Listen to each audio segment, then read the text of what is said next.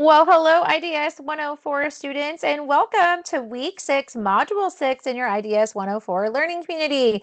Today's webinar topic is Think It Through, Making Better Decisions with Better Information. As always, your experience here at Southern New Hampshire University is important to us. It is our policy and practice to create an inclusive and accessible learning environment. If there are aspects of instruction or course design that present barriers to accessibility, please notify the Online Accessibility Center, the OAC, as soon as possible at 866-305-9430. You can also email them at oac@snhu.edu or visit the Online Accessibility Center website. Couple of webinar reminders. This is an academic space, so always be mindful of your conduct. And these learning community webinars are not graded or required, but hopefully you are learning a little bit more about how to do your assignments and how to find everything from week to week and understanding the concepts that we are working on in your course. So y'all, we only have a couple of weeks left in our IDS 104 course. So I wanted to take a minute and just kind of check in. One, I wanted to make sure that you all are consistently checking those course announcements and checking your SNE2 student email. It's so important because that is how your faculty member will communicate with you via those course announcements, and the university uses that SNE2 email to communicate with you. So make sure you are checking those, okay? Also, it's so important that you know your current grade, how you've done on your assignments, and your progress in your classroom space. If you have fallen behind at all or gotten stuck, this is the time to reach out to your course instructor and see if you can make a plan to get caught up. They can easily say no, but every answer is no unless we try, right? So I always say that some points are better than no points. So make sure you connect with your faculty if you want to get caught up, or if you're stuck, or if you need any guidance. This is also a great time of the term to kind of pause and just stop and think about what's been working well this term for you, what might need some adjustment so that you can finish the next couple of weeks strong and get this course all set and done and behind you as you navigate yourself onto your next classes. Plus, it's a really great reminder to make sure that you're utilizing those SNHU resources. Y'all have so much support directly from your Brightspace classroom. So make sure that you click on that help area in online student services, because it pulls up a menu of every single department here at the university that is available and has the opportunity to serve you shall you need extra support or need anything. Okay. So this week's topic is a lot about decision making. So why do decisions matter? So I think it's really important first to understand that every choice we make has some sort of a ripple effect, right? So it's so important that we are making good decisions, the best that we can, right? So it's important, if we can, to make thoughtful decisions. So we don't want to rush through it. It can be so hard, I know sometimes, y'all, just to pause before we have an answer or before we make a decision, but sometimes we really need to stop, pause, and reflect before we make that decision. We want to make sure that our decision making is curious. You know, if we have questions about things or something's not clear or we're not sure on something, let's make sure we're asking those questions and make sure that we are making decisions from an informed perspective, right? That we are making a decision based on facts, not feelings. That's what I always like to say. But also that we're making decisions that are not based on assumptions. We've done our homework, we know how we feel, and we feel good about what decision we're going to make. It's really also important to understand that every perspective matters, including yours. So the way you think and act and react is shaped by the experiences that you have had in your life. It is shaped by what or who you value. It is shaped by your culture, your background, your knowledge, right? That is who you are and how your view is shaped.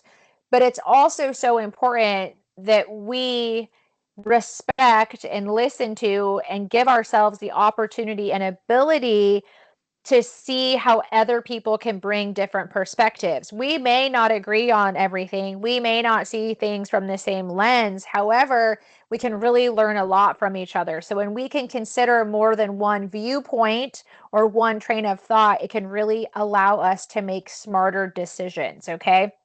So a lot of times students try to think as they're navigating through the content this week, like, what are some strategies for making those thoughtful decisions? Well, like we talked just briefly about just a couple slides ago, is it can be really helpful when you're faced with a decision to pause,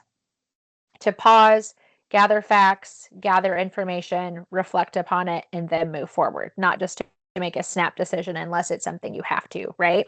That good old pros and cons list. Have you guys ever done that when you're faced with a decision or you have to consider something? Making a list of the pros and a list of the cons can really help you make an effective and thoughtful decision. Asking for input from different voices, different people, different perspective always gives you a nice full circle moment to really consider all your options before you move forward with something or don't move forward with something. And then think big picture. If you make this decision this way now, how does that impact your future goals or even your values? And after we make a decision, sometimes we have to just stop and reflect, like what worked and what didn't. And that can really help you the next time you're faced with a challenge or a decision that you need to make. One of the most important things to y'all is it's really important for you to stay flexible. We have so much information coming at us all day, every day. Plus we have different lives that we're living. We have our work life, we have our personal lives, we have that academic life and a little bit of everything in between. And so sometimes we're always learning. So it's really important to stay flexible and understand that sometimes we might learn new information along the way when we've made a decision or we're in the process of it.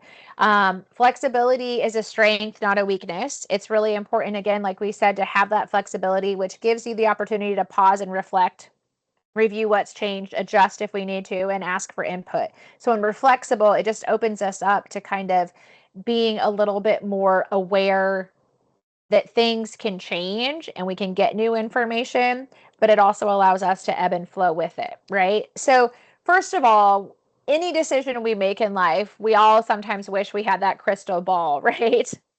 But we don't have that crystal ball, but we have strategies that can really help us to determine, or predict what an outcome of a decision might be. And when we're gathering that information, if we take a minute and pause and reflect and look for patterns in past decisions, if we learn from history and real world examples, again, that facts, not feelings, decision making, and if we can compare what the expected versus actual outcome is, it can really help us grow our skills as we navigate different decisions that come at us in our life, right?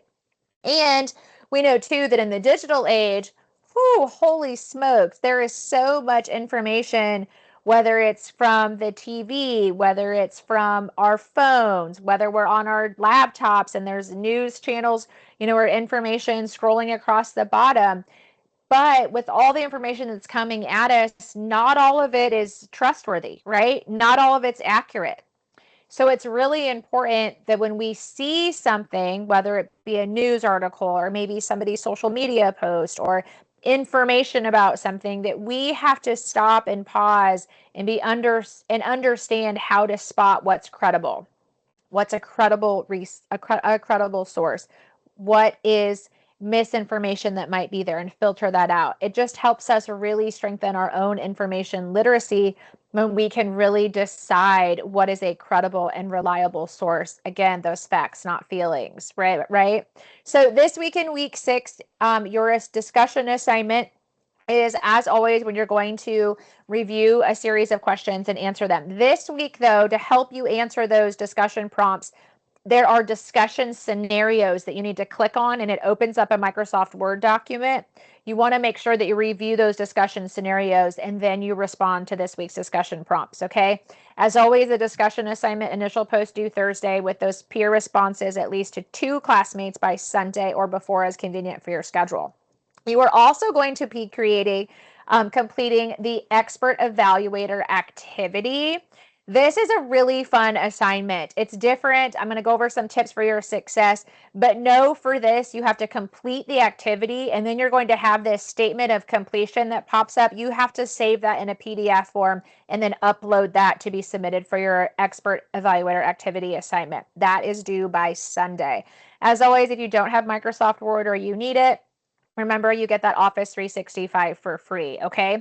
So the expert evaluator activity is an interactive activity where you are actually going to log into this like simulation, and it's going to help you process information from a variety of sources and understand like what's reliable, what's not, what might be opinion, bias, or misinformation. And the whole purpose of this activity is to help you evaluate information critically, okay?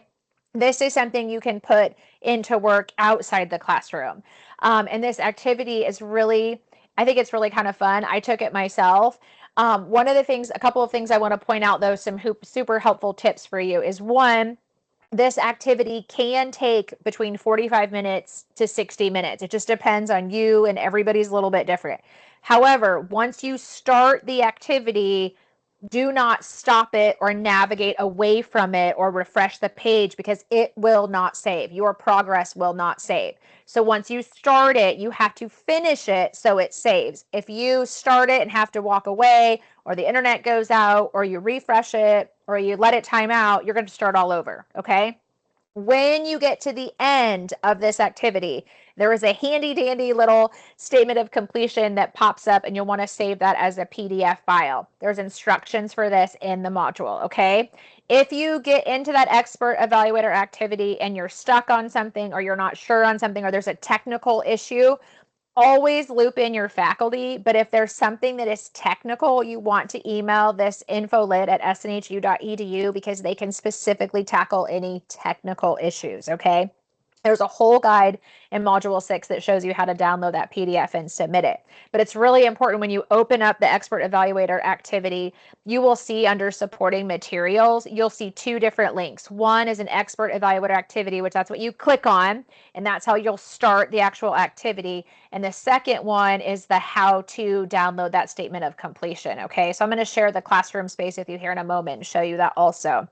But just a reminder, these webinars, I load them up every week. If you need to go back and watch any of them, here is the link to access the webinars. And then of course, there's super helpful focus videos that are already loaded. There is a focus video that just focuses in on how to do that expert evaluator activity. So it's a great one to watch in case you're stuck or you have questions. Okay, so let's go into that classroom space real quick. As always, don't forget to click on the introduction. Okay, so when you click on the introduction, it brings up an overview of what you're doing here in week 6, and always scroll down and arrow over.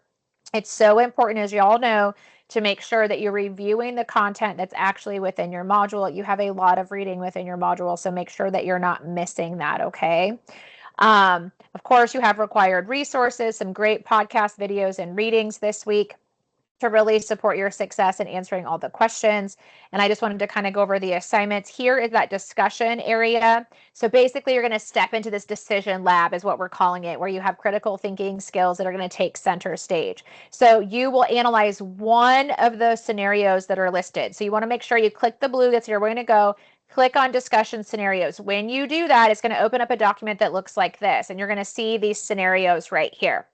So you're picking one of these scenarios, all right? You're picking one of them, and then you're going to answer the question. So let's just look at one of them. Like, one of them is you're like part of a team completing a task at work. One of the group members just isn't pulling their weight. 2 is a remote, coworkers. Things are different. People aren't responding. 3 is a Facebook fundraiser. Like, are you going to contribute or are you not going to contribute? 4 is a virtual presentation. How do you decide between dressing up or staying comfortable? And 5 is you've RSVP'd to a yes to an event, but now you've decided you maybe want to change your mind. So you're going to pick one of those, and then you're going to answer these questions. You're going to, 1, briefly summarize the scenario and the decision that you made in your own words. 2, identify at least 2 perspectives that could influence how you make your decision and why might they matter. And then 3, describe how you might approach making your decision differently. What parts of the decision-making process might you change and why? Okay, so remember, you need to click on these discussion scenarios. It pulls up a document that looks like this, and you just need to pick one of them. Okay, so that is your discussion assignment. As always, initial discussion post due by Thursday, with responding to at least 2 of your classmates by Sunday. Now, for expert evaluator activity, click on that guidelines and rubric. It's going to bring up an overview of the assignment. So you're going to see here's an overview. Here's the directions. Underneath what to submit and supporting materials, this is where you will see right here. If you click the blue, it's going to open up a step-by-step guide that shows you how to download that statement of completion that you'll submit. Okay, but if you get stuck, reach out to your instructor. Remember, anything technical, there's that special email that you want to make sure that you send it to. Okay, as far as the expert evaluator activity itself, you click on expert evaluator activity, and I just wanted to show you a couple of things. Once it opens up the actual simulation, it will go over a couple of things, and it's going to remind you To navigate, use the forward and backward arrows. It is recommended to do this on a laptop or a computer, mobile devices. It doesn't always work correctly. Once you start, you need to finish it, okay? Do not navigate away or refresh because it won't save. And at the end, you're going to see this statement of completion, and you want to save that, and those step-by-step instructions are in the module, okay? If there is something technical that is not working right, here is that email right here that you can email, and they can help with technical issues. Of course, keep your instructor in the loop, okay? So you're going to fill in your name, and you're going to put in your email address. And then you're going to start, right? So here we go. And you're going to have an explanation of what happened. So a tragedy has occurred. It gives you some information, and you just aren't sure who you can trust. So as you navigate through this, you're going to notice that it tells you like how to move forward through this. So you arrow forward. It's going to tell you what you need to review to evaluate and choose. One of the things I wanted to point out is there's videos embedded right here. So you want to click through and watch these videos as you're navigating. But also something I want to point out is when you get to some of these slides, you're going to see these little flashing yellow blurbs. If you click on them, it pulls up information you want to make sure that you review. So click on those yellow little blurbs because, or bubbles, I guess, because it pulls up information that you're going to want to make sure you review. Some students didn't realize this. I wanted to make sure that I pointed that out to you, okay? So this is just a really quick, just like how to of how you're going to get started and work through it. You want to make sure you watch all the videos, review all the information, because there's going to be questions that you're going to have to answer at various sections to be able to move on to the next spot. Okay, so I wanted to make sure that I showed you that. Just a reminder too, here for week 6, let's go to course menu, learning modules. And let's go back to week 6. I just want to remind you all, making sure you have that discussion assignment. Remember, click on the discussion scenarios, pick one, answer the questions. Initial post due Thursday, peer responses due by Sunday or before. And then for that expert evaluator activity, remember when you click on that underneath supporting materials, it's right here. Click the blue and it gets you started. Once you start the activity, you need to finish it. Okay. And then here's that step-by-step process of how to get, when you get to the end and it's all done, how to save that statement of completion. Okay. If you get stuck, if you have any questions, remember to reach out to your instructors, of course, as always. This is a fun week. I like the assignments this week. I like all of them, but I think that expert evaluate activity is super fun. So I'm anxious to see what you guys think about it. It really made me consider the sources that I think about when I hear about different situations. I think it's a really great activity that is applicable both inside and outside the classroom. So y'all, week 6, have a fabulous week 6, and I will see you in week 7. You got this, y'all.